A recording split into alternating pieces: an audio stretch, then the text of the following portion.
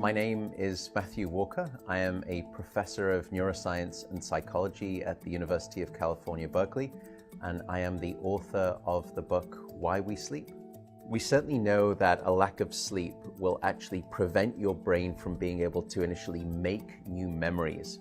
So it's almost as though without sleep, the memory inbox of the brain shuts down and you can't commit new experiences to memory. So those new incoming informational emails are just bounced and you end up feeling as though you're amnesic.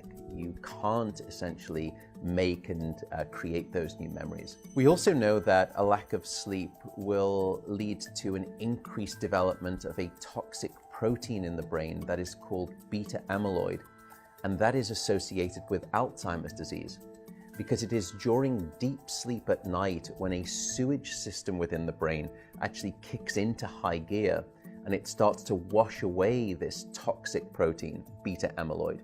So if you're not getting enough sleep each and every night, more of that Alzheimer's related protein will build up.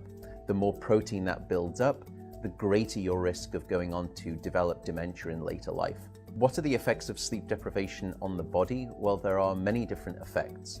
Firstly, we know that sleep deprivation affects the reproductive system. We know that men who are sleeping just 5 to 6 hours a night have a level of testosterone which is that of someone 10 years their senior. So a lack of sleep will age you by almost a decade in terms of that aspect of virility and wellness. We also know that a lack of sleep impacts your immune system. So after just one night of 4 to 5 hours of sleep, there is a 70% reduction in critical anti-cancer fighting immune cells called natural killer cells. And that's the reason that we know that short sleep duration predicts your risk for developing numerous forms of cancer. And that list currently includes cancer of the bowel, cancer of the prostate, as well as cancer of the breast. In fact, the link between a lack of sleep and cancer is now so strong that recently the World Health Organization decided to classify any form of nighttime shift work as a probable carcinogen. So in other words, jobs that may induce cancer because of a disruption of your sleep-wake rhythms. We also know that a lack of sleep impacts your cardiovascular system, because it is during deep sleep at night that you receive this most wonderful form of effectively blood pressure medication. Your heart rate drops, your blood pressure goes down. If you're not getting sufficient sleep, you're not getting that reboot of the cardiovascular system. So your blood pressure rises.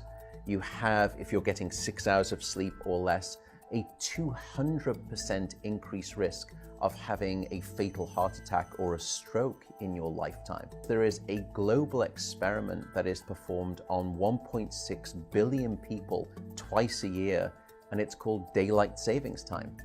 And we know that in the spring, when we lose 1 hour of sleep, we see a subsequent 24% increase in heart attacks the following day. Another question perhaps is, what is the recycle rate of a human being?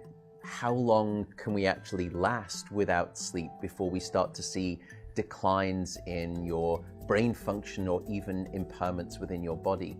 And the answer seems to be about 16 hours of wakefulness. Once you get past 16 hours of being awake, that's when we start to see mental deterioration and physiological deterioration in the body.